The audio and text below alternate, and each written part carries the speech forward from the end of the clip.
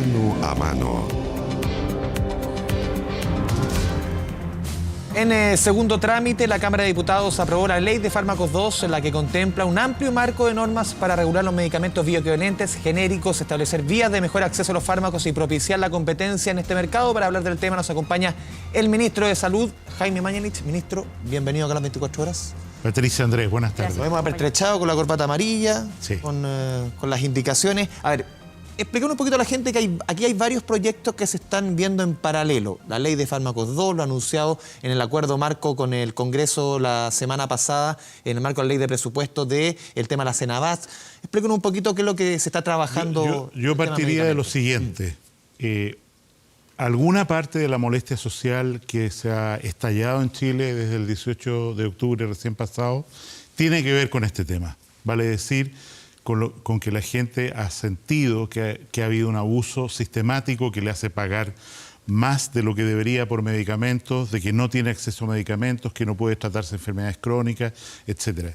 Y eso explica por qué, de alguna manera, el presidente primero anunció estas 31 medidas de la Política Nacional de Medicamentos, no voy a ir en detalles sobre ellas, antes de la crisis. O sea, ya esto estaba acelerándose antes del estallido social.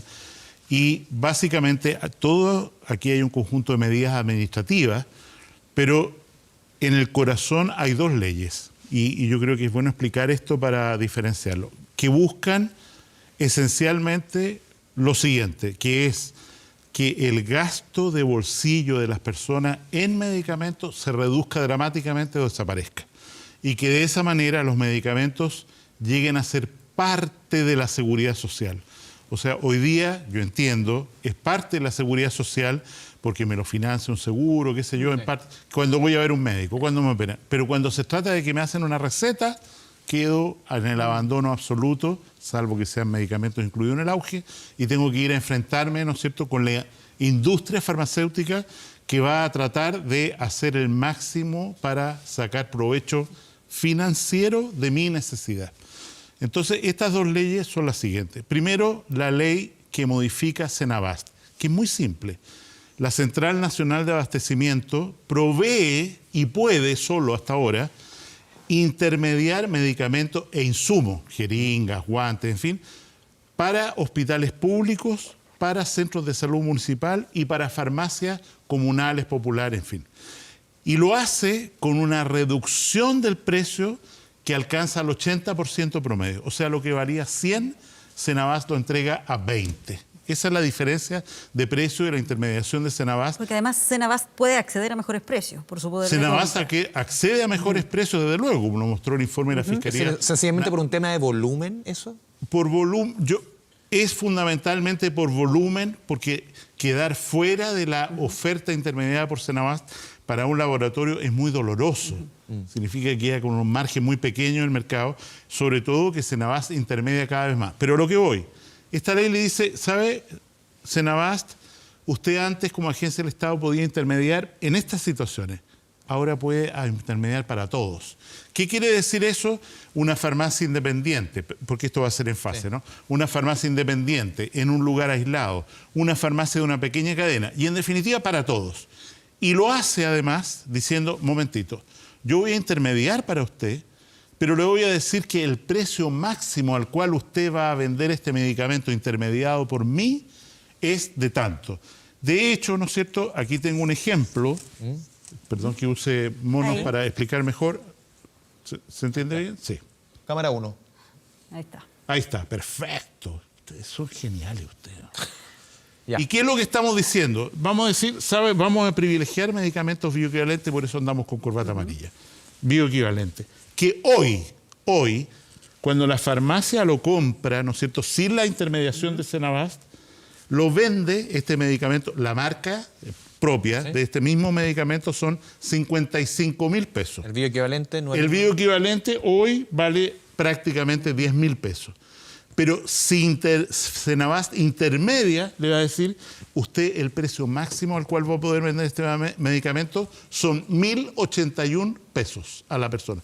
Estamos hablando de un décimo de este precio, y no alcanzo a sacar la cuenta, pero 1.000 pesos sobre 55.000 respecto a la marca.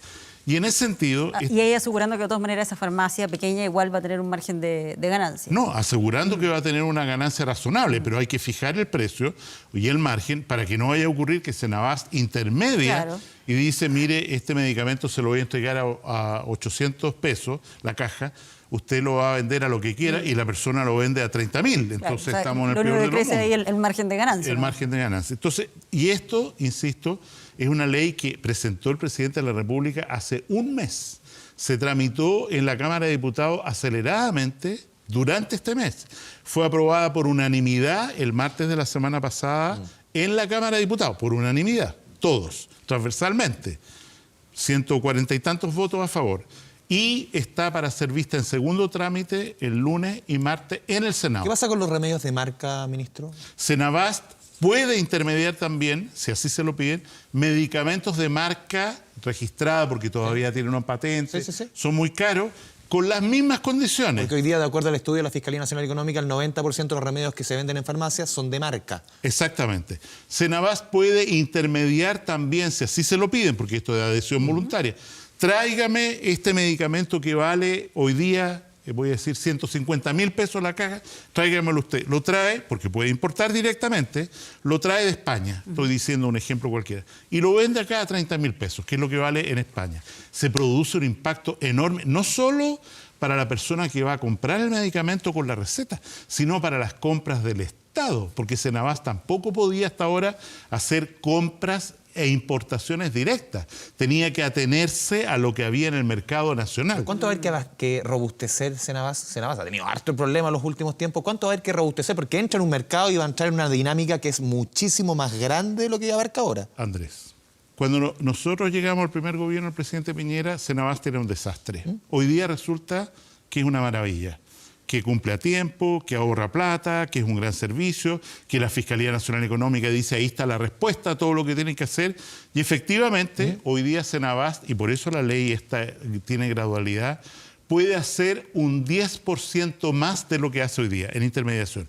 Y por eso, a los 3 meses de publicar la ley, vamos a partir con farmacias independientes de pequeños lugares que tengan ventas menores a 25 o 30 millones mensuales.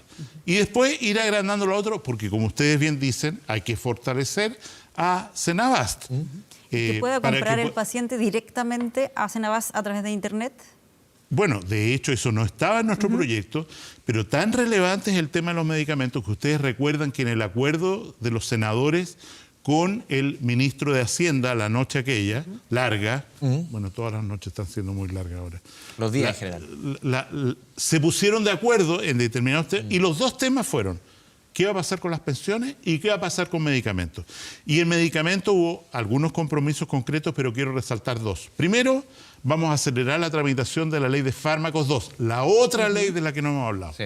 Y segundo, vamos a permitir que Senabast intermedie directamente para personas naturales. O sea, que yo voy y digo, ¿sabes? Yo escuché que en Brasil este medicamento que a mí me cuesta 50.000 pesos, allá lo tienen a 20.000. Y ahí la ley de fármacos 2, tráigamelo. Sí. Ahí la ley de fármacos 2 por lo menos va a proveer de ese observatorio de precios. ¿También se cruza con eso? Efectivamente, junto, y por eso la confusión a veces, se está tramitando junto con la ley de Senabast la ley de fármacos 2, que es una ley mucho más grande, amplia, y que ha demorado mucho tiempo, pero tengo que reconocer con gratitud que dado el contexto de conflicto social que hemos tenido en las últimas semanas, los parlamentarios han hecho un trabajo muy duro por sacar adelante, y de hecho, insisto, después de 4 años, fue aprobada el día de ayer en la Cámara de Diputados y fue despachada al Senado y se va a ver también, espero, la próxima semana. La ley de fármacos 2 permite comercio electrónico, permite importación directa, permite que Senabast registre medicamentos ante el Instituto de Salud Pública. O sea, un laboratorio dice, a mí no me interesa el mercado chileno y no voy a traer este medicamento. Senabast lo trae, lo presenta al Instituto de Salud Pública, el Instituto de Salud Pública lo registra. Permite, ¿no es cierto?, que obliga a que la receta ya no sea más por marca comercial, sino que obligadamente los médicos obligadamente, no opcionalmente, ley de fármacos 2, deban prescribir por el medicamento genérico, el medicamento, el principio activo o, como decimos nosotros, denominación común internacional. En este caso, ¿no es cierto?, metformina, que es un medicamento para la diabetes, se tiene que prescribir por ese nombre sin agregar ninguna el nombre marca. De la marca, nada más de la marca. Fantasía, ni nada. ¿Por qué? Porque nosotros en Chile hemos tenido dos problemas fundamentales. Tres, en realidad. Primero, los medicamentos no son parte de la seguridad social. Primer problema que hay que corregir, y ahí va a venir la nueva ley de FONASA. Segundo problema, los medicamentos de marca patentados que no pueden ser copiados, que es una ventana de 20 años, son vendidos por la industria, los laboratorios que los producen en Chile mucho más caro que en otros países, siendo la misma fábrica, la misma partida, el mismo medicamento, la misma caja. En Chile dicen, no, lo vamos a vender más caro. Esta ley se hace cargo de eso y se acaba esa diferencia. Y en tercer lugar, el tercer problema es que la industria farmacéutica, los laboratorios han hecho cualquier esfuerzo porque en Chile no existan medicamentos bioequivalentes genéricos, sino que existan medicamentos genéricos con nombre de fantasía, con marca, que valen 7 veces más que el medicamento genérico sin marca bioequivalente. Al final, si no tenemos acceso a bioequivalente, esa misma receta vale poco. Si tenemos en las farmacias hoy día, de acuerdo al mismo estudio de la Fiscalía Nacional Económica, bioequivalente hay muy pocos en las farmacias. ¿Cómo se puede obligar a las farmacias a que tengan disposición de bioequivalente y para que esa receta del doctor al final no sea, entre comillas, letra muerta? Primero, el presidente... La cifra, solamente para mencionar, la Fiscalía Nacional Económica lo que dice es que el 80% de los medicamentos no tiene esa alternativa bioequivalente cuando alguien va a comprarlo ahí a la farmacia. Estamos trabajando muy intensamente en eso. De hecho, el presidente ya ha promulgado 2 decretos. El primero que señala, vamos a lo que se llama el petitorio mínimo, o sea, los medicamentos que tienen que estar presentes sí o sí en todas farmacias. Se aumentaron en 30 medicamentos más en un decreto que ya fue publicado. Y segundo, se aumentó el listado de medicamentos que tienen que tener bioequivalencia en Chile para poder venderse. Y estamos, voy a decir apretando, una palabra muy... Suena feo. Suena feo. Estamos exigiendo a las farmacias que dispongan de estos medicamentos porque por ley tienen que tenerlos. Esa situación que las Seremi de Salud o el Instituto de Salud Pública ha detectado que van a las farmacias, no tenemos el bioequivalente. Y después resulta que está en la bodega. ¿Por qué? Porque hoy día el mecanismo de comercialización incentiva el margen sobre los medicamentos más caros, lo que se llama la canela, y una comisión sobre el volumen total de venta. Claro, ¿y eso qué? ¿Se resuelve fiscalizando? ¿Hay sanciones? ¿Cuál es el camino para obligarlo? Hasta aquí quiero decir, hasta el informe de la Fiscalía Nacional Económica, nosotros pensábamos que bastaban regulaciones, pero la Fiscalía Nacional Económica, y lo digo con entera humildad porque a nosotros no se nos había pasado por la cabeza, dice, ¿sabe? Yo creo que esto no es suficiente. Y propongo, lo estamos estudiando porque es una cuestión potente, dice, yo les propongo que se adopte como política en Chile que las farmacias tengan un margen de comercialización fijo por producto. O sea, si yo tengo un medicamento... ¿Esos 1.000 pesos que hacen por caja? Claro, si este medicamento vale 20.000 pesos, la farmacia por venderlo gana 1.000 pesos. Si este medicamento vale 2.000 pesos, la farmacia por venderlo gana 1.000 pesos. ¿Qué es lo que ocurre cuando no hay incentivo? Cuando uno va a un país del primer mundo, digámoslo así? Es lo que ocurre, que los medicamentos, desde el punto de vista de la farmacia, les da lo mismo vender cualquiera. No hay estímulo para que yo diga, como ocurre, sabe no, porque este medicamento le va a producir acidez, no sé qué, o no lo tengo, sino que le da lo mismo. ¿Por qué? Porque gana exactamente igual y lo propone el Fiscal Nacional Económico como una medida revolucionaria que nosotros tenemos que analizar con mucho cuidado y no sería raro que lo adoptáramos como una política. Ministro, lo quiero llevar al plano político. A ver, a una semana de su polémica frase sobre el sistema público de salud en nuestro país, ¿cuál es el análisis que hace usted, dada la contingencia, lo delicado que está el momento en el país, sobre este tipo de frases y el daño que le provoca al gobierno? De otros ministros, digo, en el pasado. Sí, yo pienso, fíjese que... La frase, más que el fondo, en la frase son muchas veces los conceptos que se emiten y lo que puede provocar la población. ¿Sabe, Andrés? Yo puedo entender que haya gente que en la ola que tenemos en este momento esté dispuesto a mentir para ser popular. Eso no es aceptable. O sea, si alguien dice que el sistema de salud chileno es uno de los peores del mundo, que está en una situación catastrófica, que todo ha sido un fracaso, que el esfuerzo de 40 años de FONASA no vale nada, que el esfuerzo del Servicio de Salud Nacional de Salud no vale nada, que todos los esfuerzos de vacunación, de extensión de la expectativa de vida, no valen nada, y que hay que poner una bomba al servicio de salud, al sistema público de salud, y terminar con él, yo tengo que decir, eso es falso. porque no es cierto, según cualquier referencia que nosotros citemos, y de hecho, quiero señalarlo, la Confederación de Trabajadores Municipales salieron a respaldar lo que yo dije. Dijeron, es cierto que nosotros tenemos uno de los mejores sistemas de salud, pero no es responsabilidad del ministro, sino que es responsabilidad nuestra como trabajadores de salud, cosa que yo reconozco y corrijo inmediatamente. Yo creo que ustedes, nosotros, medios de comunicación, actores políticos, tenemos que tener mucho cuidado cuando se agarra una ola postmodernista de mentiras. Porque decir que el sistema de salud chileno no es uno de los mejores de América Latina es falso. Sí, lo que pasa es que tal vez lo estuvimos conversando también en el Estado Nacional, que coinciden en esa visión los funcionarios de salud, las autoridades, pero tal vez son los pacientes los que no concuerdan con tener ese grado de satisfacción tan grande cuando se enfrentan a situaciones cotidianas, como lo que tienen que esperar muchas veces para una cirugía. Probablemente el tema de los tiempos de espera es una de las cosas que más incide en sentir, bueno, es uno de los mejores, pero yo no lo percibo así en mi día a día. O sea, evidentemente, el esperar por una hora, el no tener la consulta que se necesita, son problemas de los cuales hay que hacerse cargo. La necesidad en salud es cada vez más exigente por el envejecimiento de la población, enfermedades crónicas, y yo creo que los distintos gobiernos y hacen un esfuerzo por tomar responsabilidad. Lo vemos en la discusión y en la ley del presupuesto como resultado concreto que beneficia tanto al sector de salud pública este año, llegando prácticamente a un 5% del Producto Interno Bruto de gasto fiscal en salud. Y en ese sentido, uno tiene que decir, nos duele la persona que no tiene acceso, que acabamos de hacer una pauta hoy día a la tarde con el Hospital Digital, estamos montando 24 mamógrafos digitales, más 10 mamógrafos móviles, los otros son fijos, para acceder a la mamografía en lugares donde la gente antes tenía que ir lejos. Hay progresos y hay que seguir progresando. Ministro, lo quiero también en el plano político, usted fue de los primeros ministros del gabinete del presidente Piñera que reconoció que en nuestro país se estaban violando los derechos humanos. Después de todo lo que hemos discutido la última semana, con el informe de Amnistía, el informe de Human Rights Watch, ¿cuál es el análisis que hace usted de la posición que ha adoptado el gobierno, de la discusión que se ha armado en torno a un tema tan delicado como la violación de los derechos humanos en nuestro país? Yo me remito digamos, después del tiempo que ha transcurrido, a las palabras de la subsecretaria Lorena Recabarren, cuando ella dice, efectivamente, aquí ha habido abusos, posiblemente ha habido violaciones a los derechos de la persona que se tienen que investigar, en fin.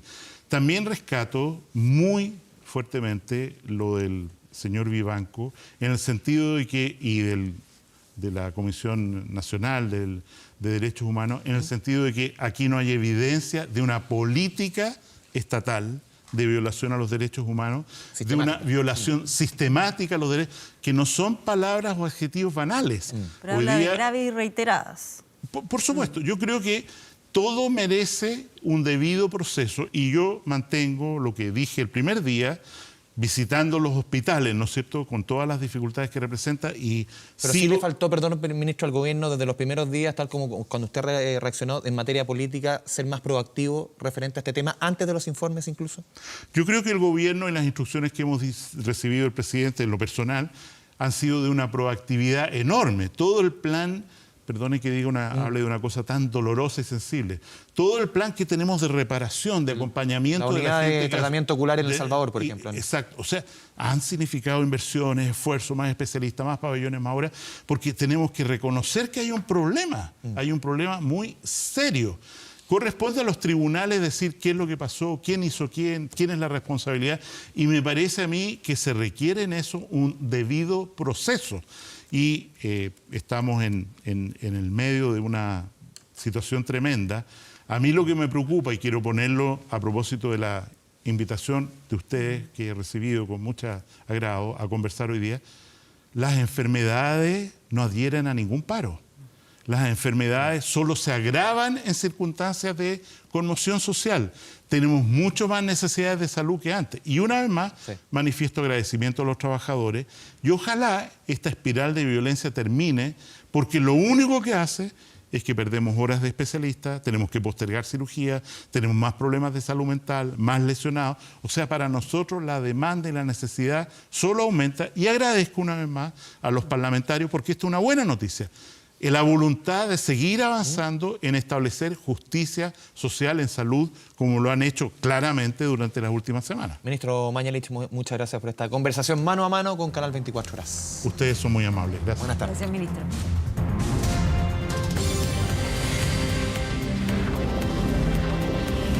Mano a mano.